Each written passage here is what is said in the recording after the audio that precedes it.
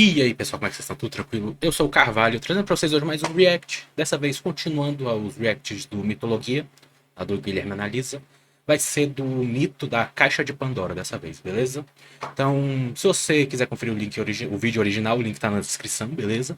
Assim como minhas redes sociais, meu canal Roxinho, então segue nós lá, beleza? E é isso, vamos lá. Mito este da Caixa de Pandora, que eu conheço, pra ser bem sincero, só por causa de God of War. God of War 1. Na verdade, foi por causa do 3, porque eu lembro que eu assisti a série do Venom Extreme do God of War 3 quando lançou. E aí tem a caixa de Pandora lá, né? Ela tá cagada, mas tem ela lá. E eu nunca consegui zerar God of War nenhum, nem dois, nem nada na época do PS2. Só fui zerar na época do PS3. Então, é isso. Bom, sem mais delongas, vamos lá. Vamos ver, porque básico do básico que isso é mostrar no jogo, né? Vamos dizer assim. Você sabe que os povos antigos eram machistas quando eles escrevem uma história onde a pior punição para a humanidade é a criação da mulher. Eita porra.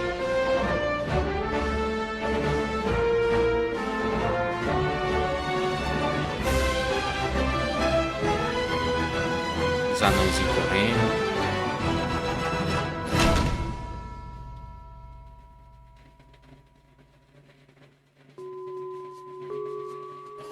Durante o reinado de Cronos, o pai de Zeus, havia um deus titã chamado Iápeto, que por sua vez teve dois filhos que são muito importantes para essa história: Parecendo um guerreiro samurai. Prometeu e Epimeteu. E se você tem mais de 12 anos e você riu dos nomes deles, você devia ter vergonha. A relevância desses dois agora que eu personagens entendi, véi. vem do fato de que eles criaram os Agora que eu primeiros entendi. seres vivos. No caso, Epimeteu ficou responsável por criar os animais, enquanto Prometeu criou o homem. E quando eu digo homem, é literalmente, só tinha homem, festa da salsicha total. De qualquer maneira, a humanidade tinha uma vida tranquila, sem guerras, sem doenças e com comida em abundância. E como eles não morriam de velhice, não havia necessidade de reprodução. É verdade. O que não significa que a Faz vida sentido. deles era perfeita. Porque Zeus, com seu complexo de superioridade, não permitia que os humanos se desenvolvessem. Eles não tinham nem acesso ao fogo. E isso deixava Nossa. Prometeu muito triste, porque ele realmente amava a sua criação. Ele queria ver o progresso da humanidade. Mas Zeus deixou estritamente proibido que qualquer um entregasse o fogo aos homens. E você pode interpretar isso como uma metáfora. Porque enquanto os animais eram dotados de força, velocidade, asas, garras, o homem não tinha nenhuma habilidade que realmente o tornasse especial. E por isso Prometeu, que sempre desejou o melhor para a humanidade, queria que eles tivessem o dom mais importante de todos: a inteligência. Sendo representado nessa Ok. história pelo fogo. Então o Titã decidiu que, mesmo indo contra a vontade de Zeus, ele iria presentear a sua criação com o que ela mais precisava. E para isso, entrou furtivamente na forja de Hefesto, roubou o fogo e entregou-o para o homem. Mas assim que a humanidade fez o seu primeiro churrasco, Zeus percebeu que tinha alguma coisa de errado. Aí não demorou muito para que descobrissem quem obviamente tinha feito isso. O que imediatamente provocou a mais intensa fúria do rei do Olimpo. E quem conhece ele sabe que quando o assunto é castigar, o fim de uma égua é sinistro.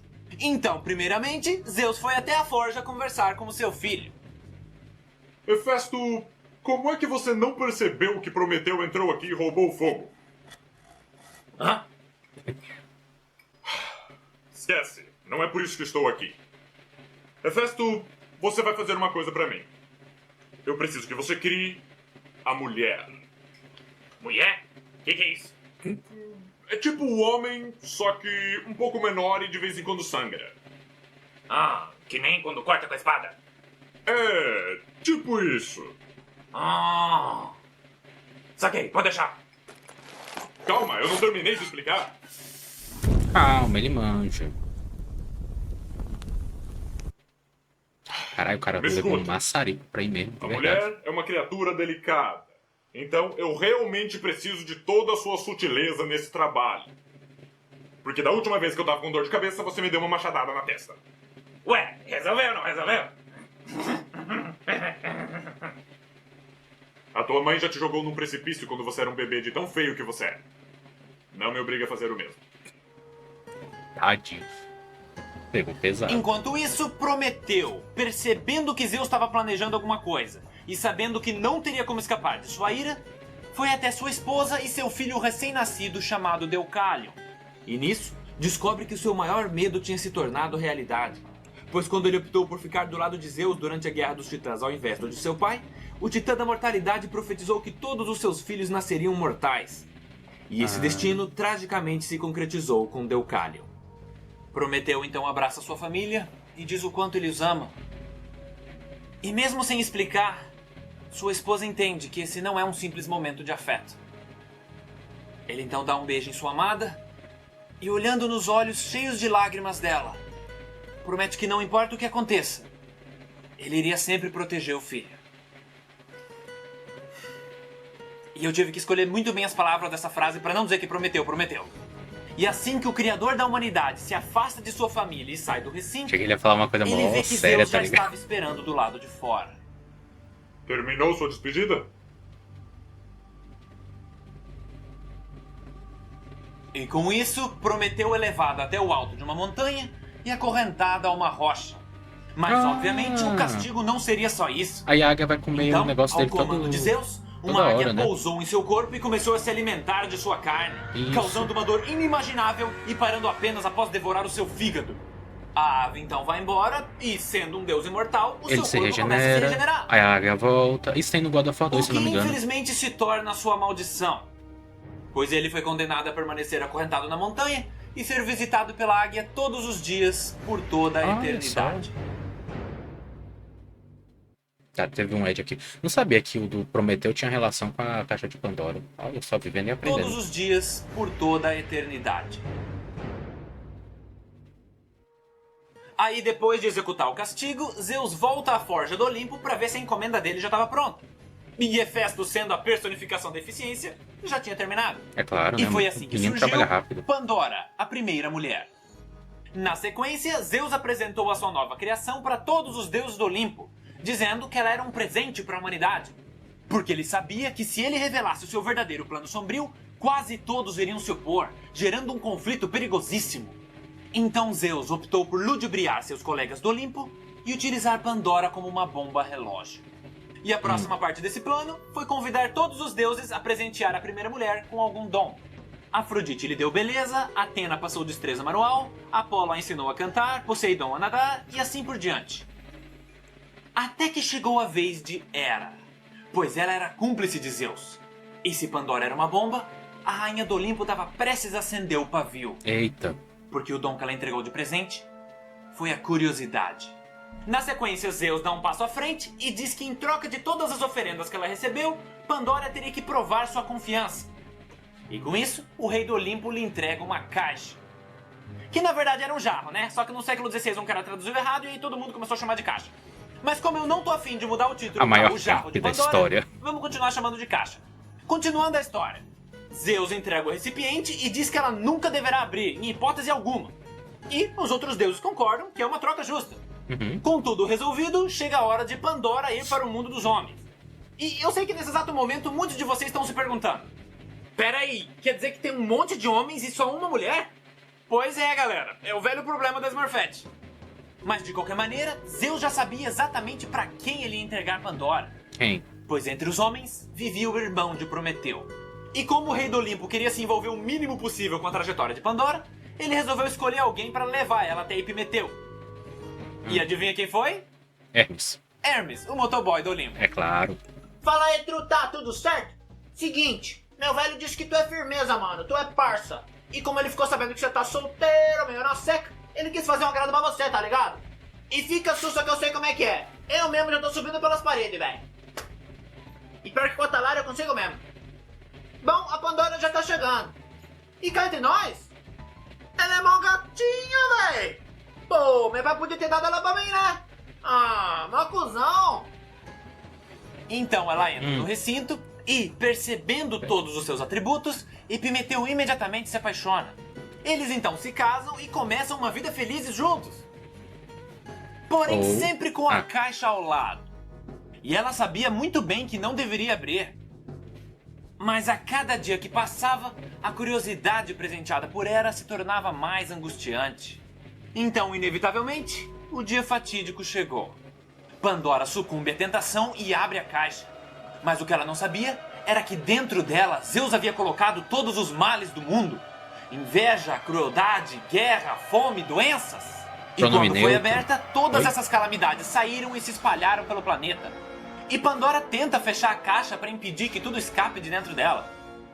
Mas era tarde demais. Os males já tinham saído e estavam prestes a trazer desgraça e sofrimento para toda a humanidade. A única coisa que restou dentro do recipiente foi a esperança. E existem muitas interpretações dessa metáfora. Porque se a esperança foi a única que não saiu da caixa, isso significa que ela é a única coisa que o homem não recebeu. Tanto que existe uma versão dessa história que diz que, na verdade, a caixa continha todas as virtudes da humanidade. E quando foi aberta, todas elas se perderam e apenas a esperança continuou a existir. Mas também existe uma interpretação que diz que dentro do recipiente realmente estavam os males do mundo. E que a esperança estava no meio, porque ela também é um deles.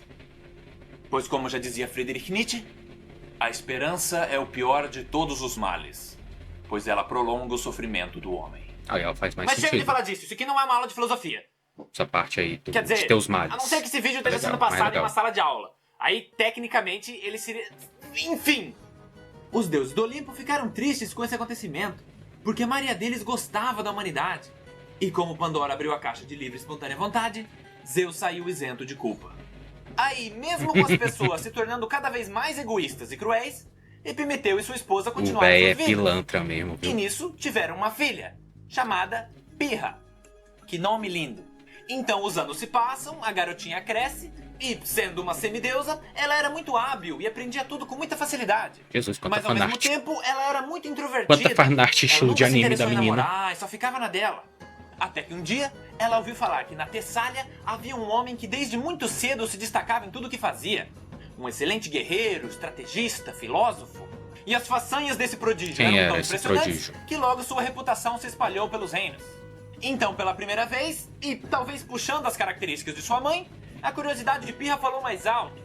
E com o apoio de seus pais, ela foi a Tessália tentar conhecer este homem.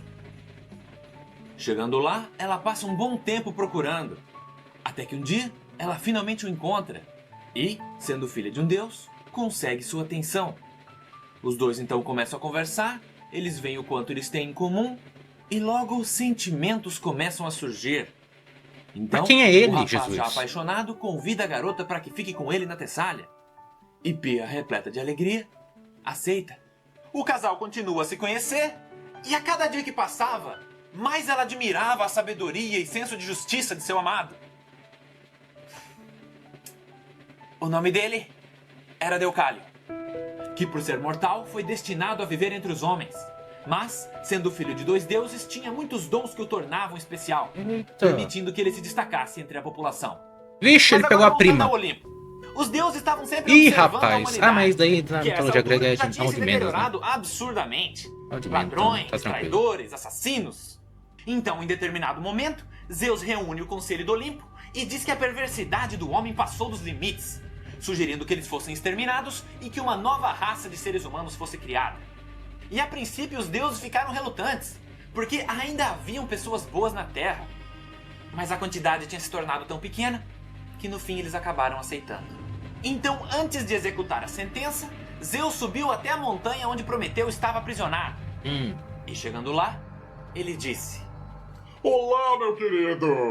Eu espero que você esteja alimentando corretamente a minha águia. Mesmo que seja com a sua carne imunda de titã. Enfim, eu tenho uma novidade para te contar. O Conselho do Olimpo acabou de concordar com o extermínio da raça humana. Hã? Isso! Olhe nos meus olhos enquanto eu falo com você. Por tempo demais eu tolerei essa raça insolente. Você acha mesmo que algumas poucas oferendas insignificantes justificam sua existência? Eu passei muito tempo esperando por esse dia. Ou melhor, planejando. Você sempre tratou a humanidade como um filho, Prometeu. E tendo essa personalidade desobediente, eu sabia que a partir do momento que eu privasse a sua criação do fogo, não demoraria muito para que papai corresse ao resgate. O que, por sua vez, me deu a desculpa perfeita para tirá-lo da jogada. Então, com o Criador do Homem fora do meu caminho, eu só precisava convencer o Conselho do Olimpo.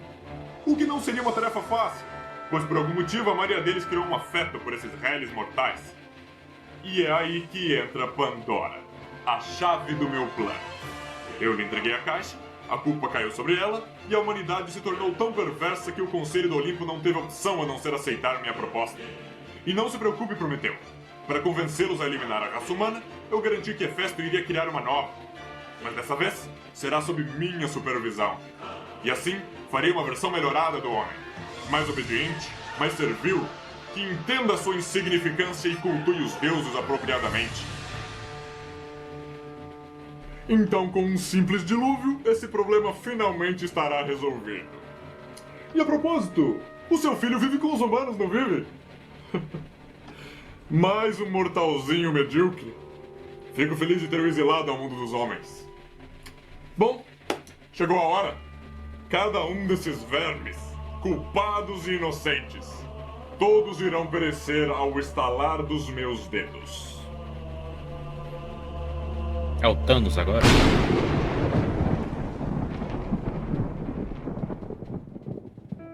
Mas o que Zeus não sabia era que Prometeu tinha o dom da profecia, fazendo com que ele recebesse visões de qualquer mal que pudesse acontecer com seus descendentes e também permitindo que ele se comunicasse profeticamente com eles. Então, antes mesmo que as nuvens de tempestade começassem a se formar, Prometeu secretamente enviou uma mensagem divina para seu filho.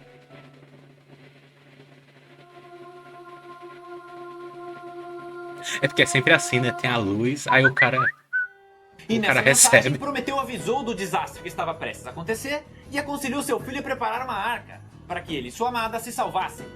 Então Deucalion, sendo um homem justo, tenta avisar as pessoas da calamidade que se aproximava. Mas tudo que recebeu foi desdém. Com isso, o casal rapidamente enche o barco com suprimentos e, faltando pouco tempo para que a inundação tomasse proporções catastróficas, velejam em alto mar. A chuva então se intensifica e as pessoas começam a perceber a gravidade da situação. Mas a essa altura, já era tarde demais. Aí, os dias vão se passando e Deucalion e sua esposa continuam à deriva, vendo apenas o mar até onde o horizonte alcança. Enquanto isso, Zeus descobre que eles sobreviveram e fica putaço, a ponto de mais uma vez reunir o Conselho do Olimpo e dizer que esses dois também tinham que ser exterminados. Mas, percebendo que o casal tinha bom coração, a proposta de Zeus foi recusada. Tome.